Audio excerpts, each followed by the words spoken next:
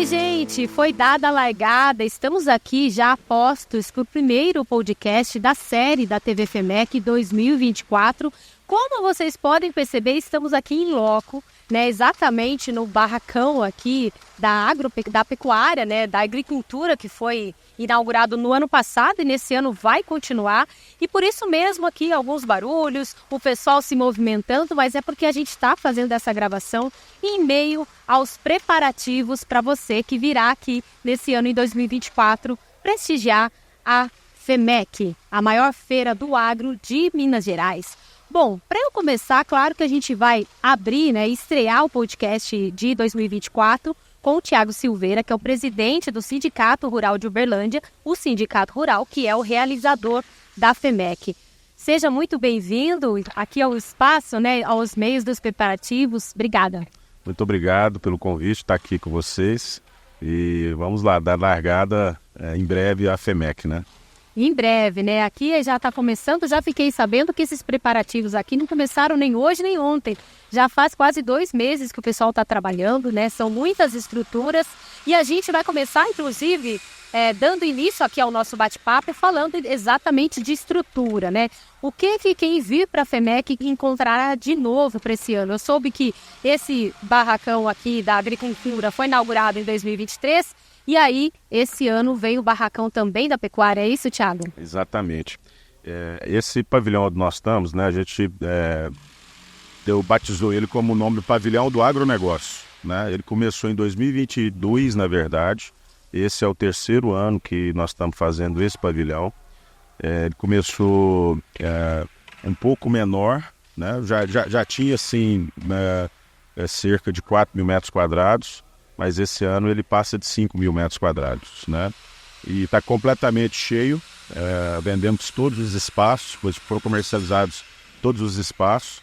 E nós vamos ter aqui nesse pavilhão as grandes empresas que são originadoras de soja, de milho, as empresas que também são revendas de defensivos agrícolas, de fertilizantes, sementes, né? E nós vamos ter aqui também empresas, por exemplo, do ramo de telefonia. Esse ano nós temos uma grande empresa de Uberlândia que vai ter um stand aqui dentro também. Nós vamos ter dentro aqui um stand também do governo do estado de Minas Gerais, através da Secretaria de Agropecuária. Vamos ter o stand do Sebrae, da Prefeitura Municipal de Uberlândia, que são os nossos parceiros, e também da Federação da Agricultura do estado de Minas Gerais, né? Então vai ser realmente um ano muito interessante para nós, em que teremos toda a cadeia do agronegócio representada aqui dentro, né? Nós vamos ter, como você mesmo mencionou, esse ano, uma estrutura melhor no espaço da pecuária, com uma programação de encontro de confinadores, de palestras, e teremos a exposição das raças Nelore e Gir Leiteiro também. Então, é uma programação que pega da pecuária, a agricultura, pega também o setor sucroalcooleiro, que está presente conosco aqui esse ano, inclusive participando do tema da feira, que nós vamos falar de biocombustíveis, e o etanol é um dos biocombustíveis, né? E então a gente tem o setor, realmente, todas as atividades do agronegócio representadas aqui dentro. Posso te dizer também que é o seguinte, nós vamos ter ali no espaço onde a gente denomina fazendinha, uma grande agroindústria que atua no ramo da suinocultura e avicultura, aqui de Uberlândia, né? Então, vamos estar aqui mostrando também essas atividades que são, inclusive, muito importantes no Triângulo Mineiro e em Minas Gerais. Uberlândia, por exemplo, é o município em que mais temos suínos no estado de Minas Gerais, né? A densidade de suínos que nós temos aqui é algo incrível, né? Nós temos aqui também, vamos ter um encontro, inclusive com o secretário de Agricultura, para falar do setor de citricultura, na produção de laranja no Triângulo Mineiro se tornou algo extremamente relevante também, né? E nós vamos ter várias outras segmentos da economia também representado aqui, como o setor automotivo. Nós vamos ter vários stands aqui em que será feito a comercialização de trator, de caminhões e também de veículos, né? Nós vamos ter linha náutica, né? Com todos os equipamentos também para esporte, para lazer, a linha off-road também de quadriciclos, né? E, obviamente, que é o ponto principal da feira, a Arena da Tecnologia, em que a gente batizou dessa forma, onde estarão presentes todas as indústrias e marcas de máquinas, tratores, equipamentos e implementos, né? Então, realmente é uma feira muito completa, é uma feira que tem diversos espaços no parque, e eu estava esquecendo também de uma linha que é muito importante. Então, nós vamos ter mais de 8 empresas que vão estar agrupadas na entrada do parque, que é a chamada linha amarela, que é a parte de construção, pá carregadeiras, escavadeiras, né? E então realmente assim é uma junção, é uma participação de muitos setores da economia, em que foi, na verdade, exatamente por isso, por essa quantidade de segmentos representados, pela quantidade de empresas também que participam da FEMEC, que nós chegamos no ano passado num resultado de 2,4 bilhões de comercialização aqui dentro, né? Então, acho que a FEMEC esse ano ainda consegue vir mais robusta do que o ano passado. Vamos continuar então desse ponto que você falou de 2 milhões em negócios, né? E ainda muito mais quando a gente contabiliza pós-feira, né? Que muitos negócios são fechados depois. Esse olhar de trazer esse espaço, né, para o agro aqui, para o agronegócio, que traz insumos, que traz empresas multinacionais, é uma forma também de olhar para o negócio, né? Eu acredito que essa seja uma característica da sua gestão à frente do Sindicato Rural, de você não só olhar para as dores do produtor rural, que são muitas, as questões de estruturas, de negociações, de comercialização, mas você também pensar na cidade como que abriga, né, esse setor rural e pensar como negócios, né? Então, é uma forma também de você melhorar até inclusive toda a estrutura da cidade, né, que movimenta mais comércio, hotelaria. Então, eu queria que você só pontuasse um pouco disso, né? Esse pavilhão que a gente está aqui, por exemplo, que daqui a uns dias vai estar cheio de empresas aqui a postos, ele faz essa feira se tornar ainda mais completa. Você tem insumos, né? Você tem todos os outros tipos. É uma forma também de melhorar o negócio. Dito tudo isso, Thiago, qual que é a previsão de geração de negócio para esse ano? Olha, se a gente conseguir chegar nesse número do ano passado, nós vamos estar crescendo muito, porque na verdade a gente teve uma queda do preço das commodities, uma queda no preço dos fertilizantes, das máquinas também, né? A gente vive um momento em que, no meu entendimento particular, durante a pandemia a gente teve a escassez de muitas situações que ocorreram em termos de logística, em termos de realmente produção mesmo, muita fábrica ficou parada, carros, por exemplo, esperando componentes, né? Então a gente teve um aumento do preço de veículos, de fertilizante, de semente, de tratores e dos bens consumíveis também, combustível, né? Etc. e tudo. E hoje a gente vive um momento totalmente inverso do que aconteceu. No meu entendimento, isso é um ajuste de estoque, de demanda e de uma série de coisas que, no meu entendimento, é cíclico, né? O próprio preço dos bovinos também, da arroba, né? O preço da arroba caiu bastante.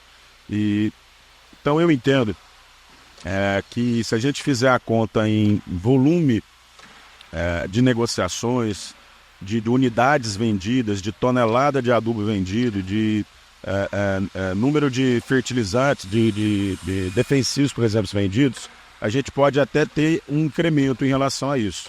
Agora, em termos de valor, sabemos que o volume de recurso vai ser movimentado, tende a ser menor em função dessa queda dos preços de tudo que eu expliquei agora há pouco, né, nesse momento. Então, agora o que é importante é a gente trazer bons negócios para o produtor rural, né? A gente trazer, de fato, a feira, ela cria esse momento para que o produtor, de fato, feche os negócios dentro da feira e saiba que ele está fazendo um excelente negócio, né? Pode ser que o mercado, no momento, talvez um produto ou outro não seja interessante fechar aqui, porque às vezes ele está indicando queda mais para frente. Sim, pode acontecer isso, né? Mas pode ser também uma grande oportunidade porque as empresas vêm com condições especiais para a feira. As instituições financeiras também, que ainda não falei sobre isso, que estão aqui presentes, todas as instituições principais do Brasil, que atuam no agronegócio, elas também trazem uma taxa de juros e um crédito rural mais interessante do que o que existe no mercado normalmente, né? Então, na hora que você junta ali a questão do crédito com às vezes uma oportunidade, um desconto, a concorrência sadia que cria-se dentro da feira, daqui a pouco o produtor vai estar fazendo um excelente negócio aqui dentro, né? E é isso que a gente quer. O objetivo da feira é sempre trazer a melhor oportunidade de compra no ano e fazer essa conexão entre os produtores rurais, a agroindústria, as revendas. E eu acho que a gente também tem uma outra função como organizador dessa feira, que é de trazer temas relevantes que estão hoje sendo discutidos mundialmente e que vão impactar a vida do produtor rural. Como, por exemplo, essa questão da discussão do tema dos biocombustíveis. Como, por exemplo, a discussão do crédito carbono, que é uma realidade que está aí e que os produtores precisam de parar um pouquinho para ouvir sobre isso e saber como que podem capturar recursos através disso, porque daqui a pouco o produtor tá perdendo a oportunidade de já se beneficiar, às vezes, desse mercado de crédito carbono que veio numa situação diferente hoje para o Brasil em função da comercialização que teve na B3. Então, nós aqui teremos a possibilidade de trazer essas informações todas para os produtores e fazer com que, com essas informações, ele tome a decisão mais assertiva para o seu negócio. Então a gente vai aprofundar então desse tema a partir de agora na nossa conversa, que é o tema da FEMEC desse ano, né? O ano passado falou bastante sobre ESG, que também conversa aí nessa nova forma de gerir o seu negócio, seja no agro ou não, né? E o agro está inserido nessa questão. E agora esse ano os biocombustíveis. Eu queria já começar perguntando, Tiago, quanto você falou que o produtor precisa estar atento, porque isso pode gerar, né, valor no bolso, é assim que a gente chama a atenção, né, do produtor. Mas o quanto esse produtor está preparado para, de fato, ouvir sobre essas inovações do biocombustível? E quando a gente fala em biocombustível, quem é o Brasil nesse mapa? Como é que a gente está? Sim. Olha, o Brasil ele é muito privilegiado em relação à questão dos biocombustíveis, uma vez que nós temos uma área muito extensa para a agricultura e clima muito propício para isso, né? Terras férteis. E mais do que isso também, a vocação do produtor rural brasileiro, que é o que faz a diferença. Quando a gente analisa biocombustíveis, a gente pode falar basicamente, vamos falar aqui, porque a gente tem muitos biocombustíveis. Você tem o biogás, você tem o próprio hidrogênio hoje, você tem o etanol, você tem o biodiesel, e falam-se muito também do combustível sustentável para a aviação, né? Que o Brasil pode ser um hub para abastecer essas aeronaves aqui. Mas o que é mais factível hoje? O etanol, por exemplo, cada dia mais comprova a sua condição de redução das emissões de carbono. Então, é um combustível renovável que, inclusive, na sua produção, permite com que, num processo industrial, também resulte na geração de energia elétrica nas suas usinas, e você tem subprodutos como a vinhaça, você tem subprodutos como a própria o bagaço de cana, que você pode ter várias outras utilizações de dentro daquilo. E o fato é que os governos, principalmente brasileiros e americanos, vão paulatinamente, ao longo dos próximos anos, aumentar a adição de etanol na gasolina, né? No Brasil, em breve nós vamos falar em 20% do etanol na gasolina e daqui a um tempo 30%, às vezes até mais do que isso. Nos Estados Unidos, da mesma forma. Então, quando se fala nessa adição, que é da mesma forma também no biodiesel, que o biodiesel é produzido através da soja, né? E o etanol, voltando um pouquinho, ele não é produzido somente através da cana-de-açúcar, mas também do milho, do sorgo, né? Então, à medida que você demanda mais etanol e mais biodiesel, você necessariamente está precisando abrir mais área de milho e mais área de soja, mais área de sorgo, para poder preencher com essa demanda toda, ofertar essa demanda toda. E principalmente no mercado norte-americano, que tem um dado que eu acho que é muito interessante, a produção de milho nos Estados Unidos, ela é cerca de 370 milhões de toneladas, ao ponto que no Brasil 100 milhões de toneladas, algo em torno disso. Então eles produzem 3,7 vezes mais do que nós. E o interessante é que a metade da produção de milho dos Estados Unidos é utilizado para a produção de etanol. Então imagina, a frota toda americana, tá? Eles com mais de 300 milhões de habitantes, um país que é extremamente consumista, né? Carros inclusive que são às vezes um pouco mais de termo de cavalagem subtecnológicos e que tem mais potência, né, do que os carros brasileiros. O consumo deles lá de combustível é algo exorbitante, é coisa muito grande. À medida que você aumenta a inclusão de biodiesel e de etanol na gasolina deles e no diesel deles, isso impacta muito para o produtor brasileiro, porque é daqui que vai sair boa parte dessa soja e boa parte desse milho que vai precisar chegar no mercado norte-americano também. Mas lembrando, essa é uma situação que está em curso em vários países do mundo. Eu estou citando aqui Brasil e Estados Unidos, que são talvez... exato. E Estados Unidos é a grande referência que a gente pode seguir nesse sentido. Então, o que a gente quer mostrar para o produtor rural brasileiro é que, por mais que seja um momento difícil que a gente atravessa, que principalmente a China também deu uma segurada nas suas importações, porque provavelmente o estoque deles lá, de fato, está muito controlado. O futuro, a médio e longo prazo, é muito promissor para o produtor rural. E aí você pega uma situação em que preços de equipamentos começam a cair, tiveram uma queda significativa, talvez da ordem aí de 20%, 30%, alguns às vezes até mais. Será que não é um momento realmente desse produtor acreditar e fazer o investimento nesse momento? Então é uma reflexão que nós queremos proporcionar ao produtor rural, porque daqui a pouco ele está um pouco receoso ao que espera para o longo prazo da sua atividade, e esse tipo de informação que nós estamos trazendo aqui, ele é conversado hoje mundialmente, é um tema prioritário de conversas de políticas de Estado, de governos mesmo, né? Nós vamos inclusive aqui na FEMEC receber o doutor Roberto Rodrigues, que foi ex-ministro da Agricultura. Ele hoje está na Fiesp e tem um conhecimento sobre esse tema muito profundo. Nós vamos receber aqui também, provavelmente, o deputado Arnaldo Jardim, que é o relator da Agenda Verde no Congresso Nacional, que vai trazer uma série de informações para nós também. Então, nós acreditamos que esse tema dos biocombustíveis vai mexer estruturalmente com o agro brasileiro, né?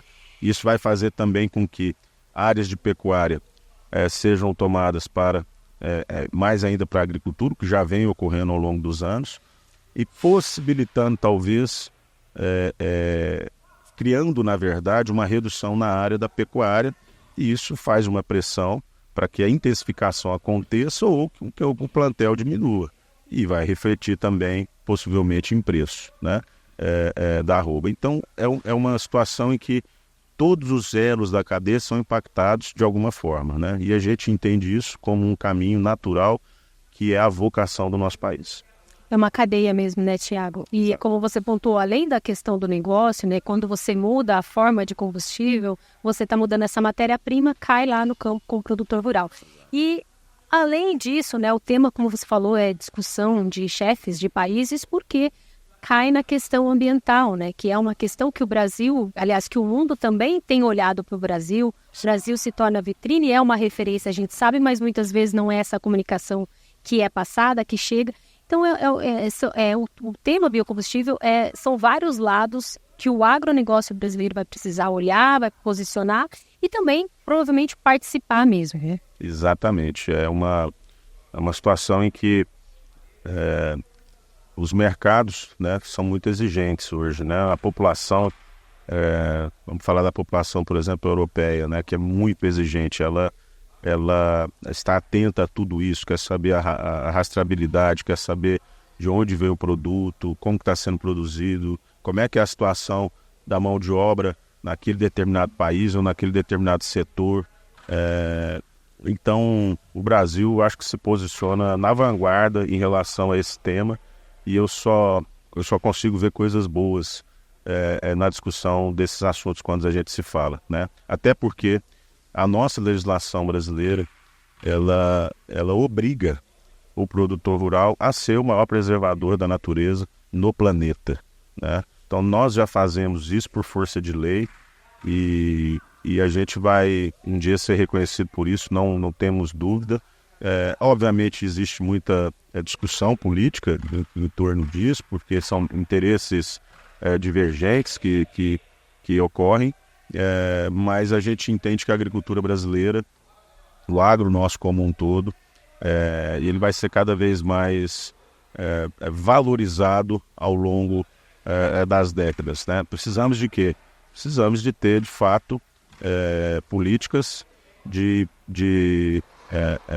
conseguir mostrar isso para o planeta como um todo, né? Para todos os países que são consumidores nossos. E aí que entra a comunicação também, né?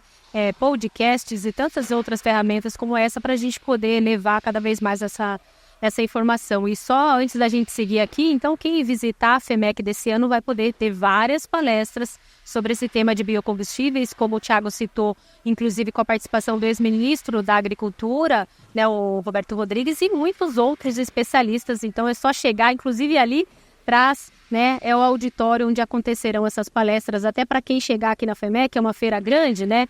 Pensou em assistir a palestra, pode se direcionar aqui para o Galpão do Agro, que é aqui que vai acontecer.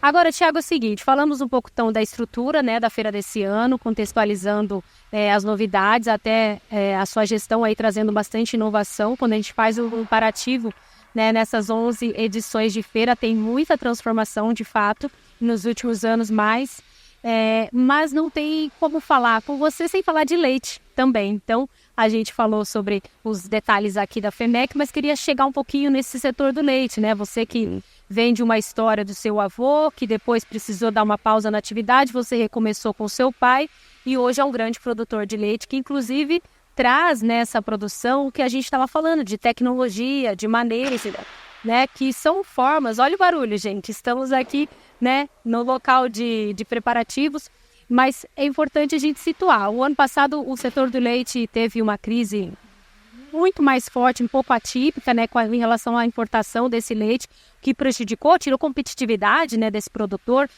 Até houve uma manifestação aí com um setor político mesmo para ver o que se pode ser feito. Então, como é que está esse ano? Como é que você, que é um produtor de leite, enxerga o resto de 2024 para esse produtor? Olha, essa crise que você cita, ela começou, na verdade, em 2022. Em agosto de 2022, o nível das importações de leite do Uruguai e da Argentina, principalmente, começaram a elevar muito. Então, a gente teve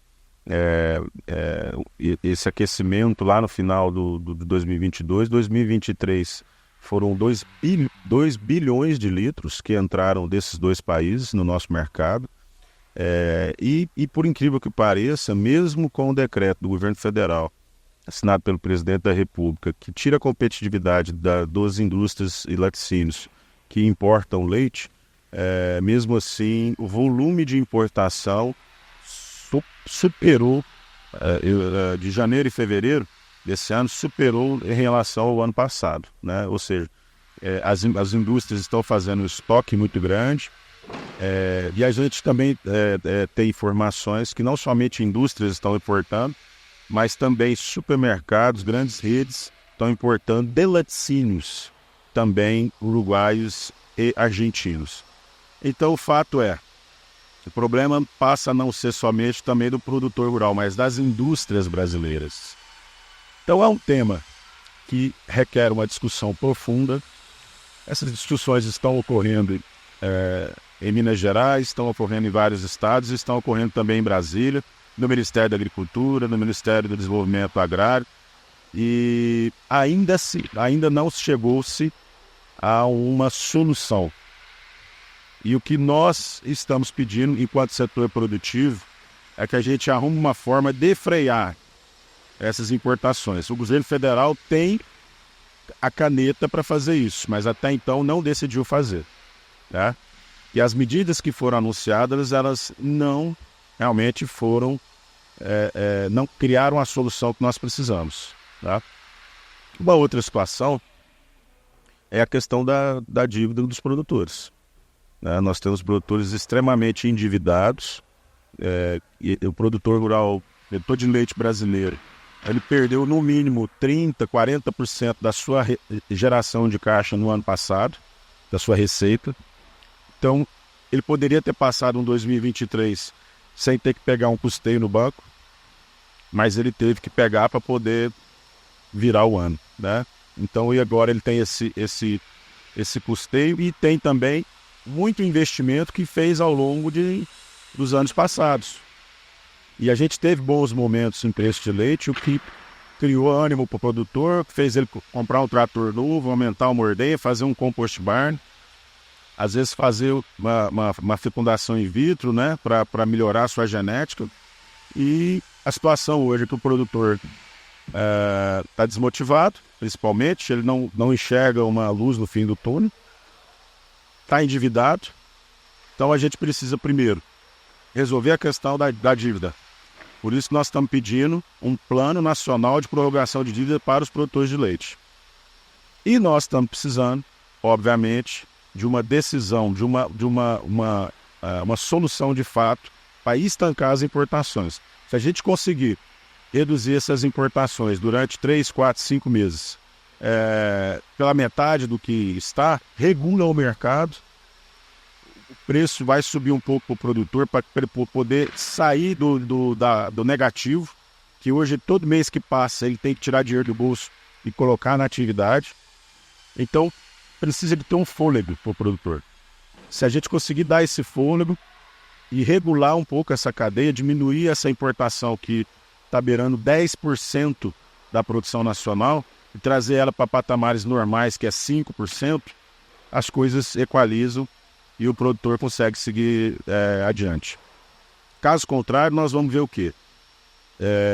Muitos produtores deixando a atividade, muitos produtores às vezes entrando em recuperação judicial, que é o que tem acontecido também, e às vezes nós vamos ter, pode até ser que aconteça o quê? A médio prazo, uma elevação de preços que seja desproporcional, porque talvez falte produto.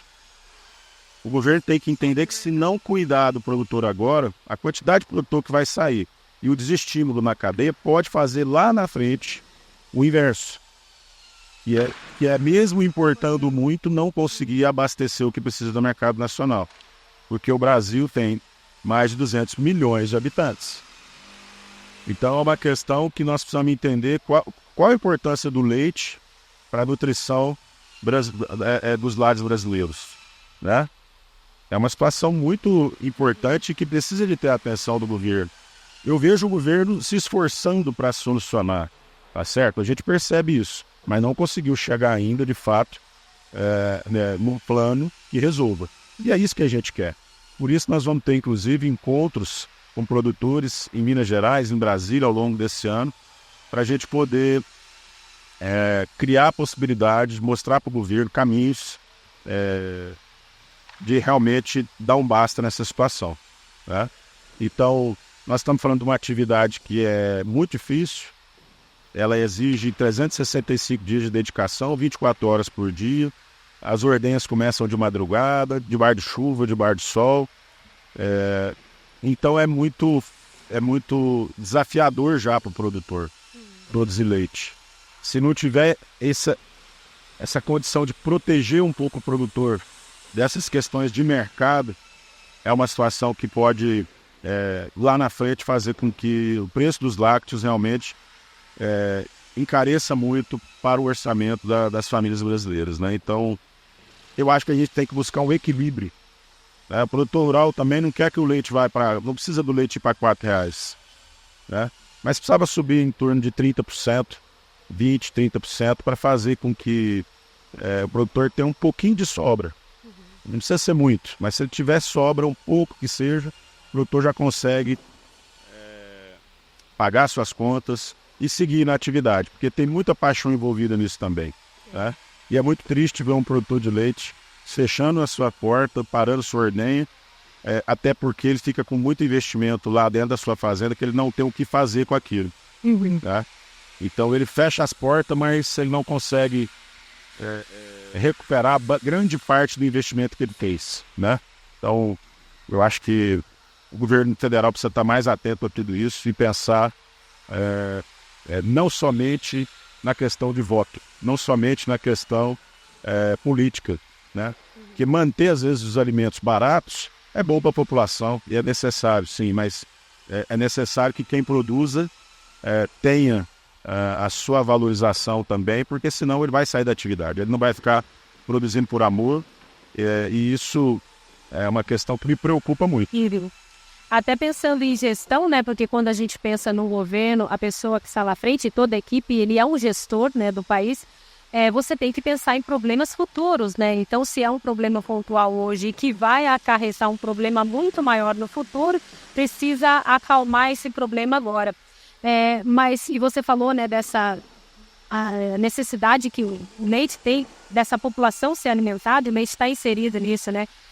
Agora, só rapidamente, Thiago, você que está aí na atividade já há mais de 15 anos, né, já liderando aí, por que você acha que chegou nessa situação? É o sistema de negociação do leite, que é um pouco diferente de outros campos, como a própria pecuária de corte ou agricultura, porque sempre foi uma atividade muito mais sofrida e sempre foi mais difícil de alavancar. Ou tem parte de culpa também com o produtor que não se capacitou, não é o problema.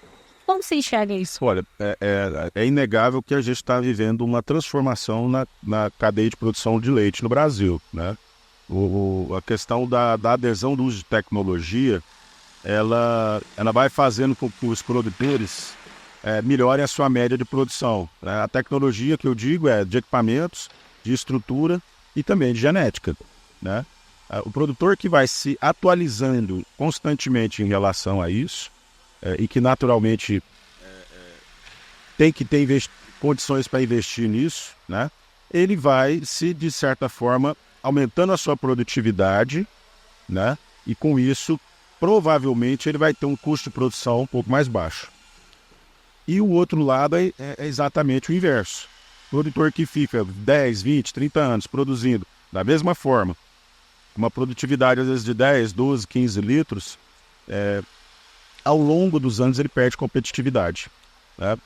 Ele perde competitividade dentro do Brasil. Só que o grande problema é que ele perde competitividade comparado ao produtor argentino e uruguai. Porque lá eles são eficientes para produzir, a maior parte dos produtores já usam tecnologia. E mais do que isso, lá eles têm o subsídio dos governos, que nós não temos no Brasil, né? Então o leite deles lá é produzido mais barato do que o nosso e ele invade o nosso mercado. Então, aonde está o segredo? O governo precisa fazer a parte dele, sim, para tentar blindar um pouco isso aí, mas o produtor precisa também investir em conhecimento técnico, investir em conforto animal, em nutrição e em genética, né? Só que investir em todos esses aspectos ao mesmo tempo é muito caro, é muito difícil. Então, o que a gente costuma fazer lá na fazenda, cada ano a gente investir em alguma coisa. Esse ano a gente faz a climatização de um barracão das vacas, no outro ano a gente melhora o bezerreiro, no outro ano a gente melhora a plantadeira para ter uma produção de volumoso melhor e fazer com que o custo da produção desse alimento caia, né? Então, a gente vai todo ano fazendo isso. E mesmo fazendo assim, é muito difícil, é muito complicado. né? Então, para quem não faz, pior ainda. Então, e é exatamente esse produtor que às vezes deixa a atividade, né? Porque ele ainda, às vezes o produtor não tem, às vezes o perfil de se endividar, de investir, de fazer um compromisso para pagar em 10 anos, às vezes aquilo não faz parte do planejamento dele em termos de vida, em termos de família. Às vezes não tem sucessão também, porque o filho foi para outra atividade, né? Em função de achar a vida ali na fazenda, e a rotina da produção de leite é uma coisa muito difícil de lidar. Então, realmente é uma atividade que está passando por uma transformação no Brasil muito grande. O que aconteceu com a soja, o que aconteceu com várias outras atividades, o que aconteceu com a suinocultura, com a avicultura, né? Que é sempre, inclusive, caminhar para o aumento da escala de produção e para o aumento da produtividade, para que o custo de produção seja o menor possível, né? Então, essa questão da eficiência, né, ela se torna cada vez mais relevante e importante para a permanência do produtor na atividade. Mas é claro que se o governo federal deixa o Brasil ser inundado de leite de fora, nada disso adianta também. Tudo bem. Essa eficiência é fundamental, né, para acompanhar a atividade, mas também tem que ter um equilíbrio, como você falou, né? O Brasil não tem autonomia no leite, não vai ter. Então precisa importar, mas precisa ser em termos, né, cabíveis aí para o setor. Sim, exatamente. Tiago, vou encerrar nossa conversa. Como eu sempre gosto de falar, quando a prosa é boa, passa rápido. Já passou um bom tempo, mas só contextualizando aqui, a gente falou então sobre a estrutura, né, da nova feira da FEMEC. A gente comentou também sobre o biocombustível, que é o tema desse ano. Então, várias palestras serão dadas aqui para o pessoal que visitar, para poder entender um pouquinho melhor do setor. Falamos de leite, afinal de contas, Tiago é um grande produtor de leite, ele com seu pai, um produtor que está a família, que vai seguindo aí na atividade, né? E aí agora eu queria encerrar, daqui a pouquinho pedir para você fazer o convite oficial, mas antes eu só queria te dizer em relação à sua gestão, porque eu andei pesquisando, entendendo um pouquinho, né, do seu papel, e comentei com o pessoal aqui. Eu já rodei bastante o Brasil, já visitei vários sindicatos, mas muitos, assim, não consigo contar. E poucos, mas muito poucos, eu vi ter essa estrutura, ter essa gestão, esse entendimento, né, de que o agronegócio é um negócio, a agricultura é um negócio de fato. Então, você pensar como estrutura para ajudar esse produtor, trazendo capacitação, auxílio, consultoria técnica, mas também trazendo visão de negócio, oferecendo estruturas e também outras áreas, né? Que parece que vocês estão envolvidos num programa também de monitoramento, de segurança rural, outras áreas, inclusive da parte social, né? Porque a gente olha para o campo dentro de uma cidade, mas a cidade é a cidade, Exato. é a população como um todo. Então, eu queria te dar os parabéns. Eu fiz uma pesquisa aí e vi que a sua gestão tem realmente essa característica jovem de inovação e de, inclusive, olhar para a comunicação, coisa que muitos não fazem e a gente sabe que no impacto final faz toda a diferença. Então, eu queria dar os parabéns aí pela sua gestão e pedir para você convidar oficialmente o pessoal para vir para a FEMEC. Olha, a gente recebe com muita gratidão esse reconhecimento e eu considero que isso é um mérito do esforço coletivo que ele foi sendo realizado ao longo de décadas por essa entidade, né? O Sindicato Rural está sediado nesse parque há 42 anos, né? Ele foi fundado e inaugurado em 82 e de lá para cá passaram vários presidentes que inclusive foram políticos, deputados, prefeitos, que fizeram um trabalho muito importante de alicerce dentro de toda essa estrutura, tanto física quanto política, quanto social. E os presidentes que me antecederam também, mais recentemente, mudaram bastante a cara da entidade, modernizaram muita coisa, fizeram avanços. E a gente, no último mandato, no primeiro mandato nosso, eu acho que nós conseguimos também subir mais um degrau nessa escada que foi sendo alicerçada ao longo dos anos. Em especial, eu acho que a diretoria nossa, composta por membros que são extremamente dedicados, diretores que de fato fazem isso aqui por paixão, por amor à entidade, amor à classe e de fato faz a diferença, né? Então, eu acho que a dedicação, inclusive do nosso time de profissionais de dentro da casa, os nossos parceiros, eleva o nome da agropecuária na nossa região em função dessa dedicação, né? Do meu ponto de vista, o diferencial aí é realmente executar, planejar e fazer as coisas acontecer mesmo, de fato, né? Sair do papel. E a gente tem conseguido fazer isso. Então, para nós é um orgulho, uma gratificação a gente poder chegar e realmente saber que nós estamos impactando a vida de muitas pessoas, né? Gerando emprego. Pegar uma feira dessa, por exemplo, a quantidade de emprego que gera, o quanto movimenta a nossa cidade com a rede hoteleira, a gastronomia. Aqui são vendidos mais de 1.000 veículos, o que isso, inclusive, colabora para a geração de caixa através de imposto para o governo estadual, para o governo municipal. Então, nós estamos fazendo a nossa parte, né? E vamos continuar avançando e, obviamente, sempre alinhado com os objetivos da sociedade, né? Parceiros com esse objetivo e respeitando tudo isso.